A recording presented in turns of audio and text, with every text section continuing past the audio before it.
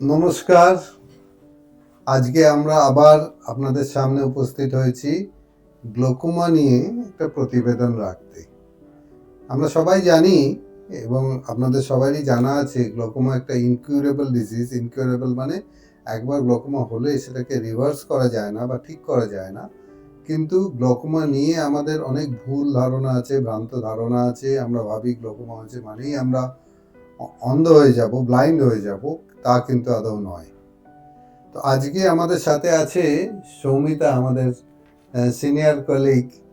ও এই নিয়ে glaucoma test করে অনেকদিন ধরে। সুতরাং যে প্রশ্নগুলো গ্লোকোমা সম্বন্ধীয় পেশেন্টরা আমাদের কাছে করে, ও সেই প্রশ্নগুলো রাখবে। আমি চেষ্টা করব খুব সহজভাবে তার উত্তর দিতে, যাতে আপনারা খুব সহজেই গ্লোকোমার কারণ এবং চিকিৎসার ব্যাপারটা বুঝতে পারেন। আচ্ছা, বলো সৌমিতা। প্রথমেই স্যার প্রশ্ন রাখবো যে গ্লকোমা হচ্ছে কিনা কিভাবে বুঝবো স্যার?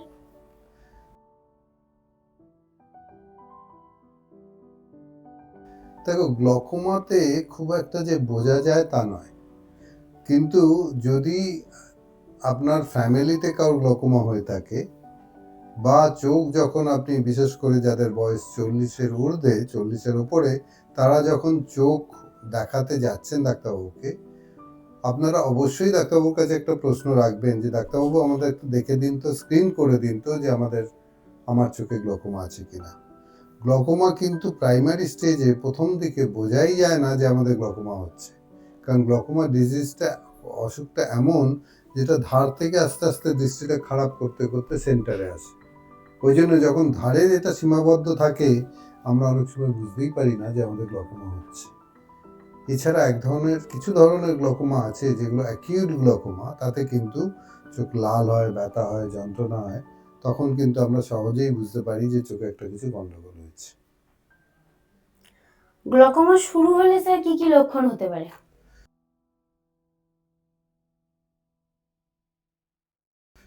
গ্লকোমা শুরু হলে এমনি ঘন ঘন পাওয়ার পরিবর্তন হয়ে যাচ্ছে, ঘন ঘন মাঝে মাঝে মাথায় যন্ত্রণা হচ্ছে, কিছু কাজ করলে চোখটা টায়ার্ড হয়ে যাচ্ছে, কিংবা আমরা লাইটের চারিপাশে যখন আমরা বাল্ব দেখছি, চারিপাশে একটা রিং বা হ্যালো দেখতে পাচ্ছি, এগুলো কিন্তু প্রাইমারিলি গ্লকোমার লক্ষণ হতে পারে।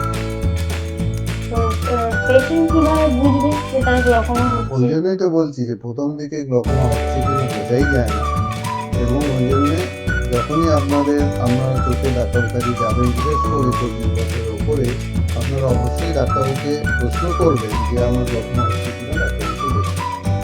আর আর স্যার বিশেষ করে যদি আপনার ডায়াবেটিস থাকে, ফ্যামিলিতে কারো গ্লকোমা থাকে, তাহলে কিন্তু অবশ্যই ট্রিটমেন্টও রাখা উচিত। স্যার কোন পেশেন্টদের ঝুঁকি এক্ষেত্রে সব থেকে বেশি? ডায়াবেটিসদের বেশি, মায়োপিয়া হলে বেশি, মাইগ্রেন থাকলে গ্লকোমা হওয়ার সম্ভাবনা বেশি। এছাড়াও যদি ফ্যামিলি হিস্ট্রি থাকে, অবশ্যই গ্লকোমা হওয়ার সম্ভাবনা সবচেয়ে বেশি। আর গ্লকোমায় চোখের পরীক্ষা ঘন ঘন কি করা উচিত? মানে চেক আপ কিভাবে হবে? গ্লকোমা যদি কারো ধরা পড়ে, তখন সিভিয়ারিটি অফ গ্লকোমা, কতটা সিভিয়ার আছে, কতটা গ্লকোমা হয়ে গেছে বা কতটা বেড়ে গেছে, তার উপর নির্ভর করে আমরা কতদিন অন্তর গ্লকোমা পরীক্ষার জন্য আপনাকে ডাকবো। যদি আপনার গ্লকোমাটা খুব মাইল্ড হয়, তাহলে আমরা বলি যে গ্লকোমার ওষুধ প্রথমে 6 মাস অন্তর অন্তর আমরা ফিঙ্গার টেস্ট করাই, গ্লকোমাটা প্রোগ্রেস করছে কিনা, বাড়ছে কিনা দেখার জন্য। যদি না বাড়ে, তারপরে আমরা 2 বছরে 1 বার করে গ্লকোমা করতে অ্যাডভাইস করি।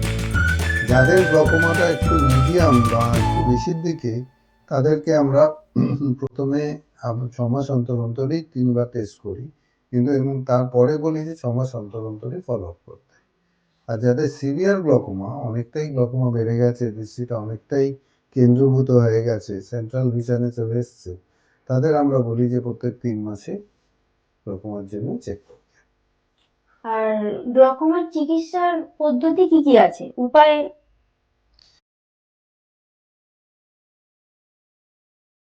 যদি আপনার অ্যাকিউট গ্লকোমা হয়, যাকে আমরা বলি অ্যাঙ্গেল ক্লোজার গ্লকোমা, সেক্ষেত্রে কিন্তু ট্রিটমেন্ট হচ্ছে লেজার কিংবা অপারেশন। সেক্ষেত্রে কিন্তু ওষুধ দিয়ে আমরা ইনিশিয়ালি প্রেশারটাকে কমিয়ে নিই, ইমিডিয়েটলি লেজার বা অপারেশন করতে হয়।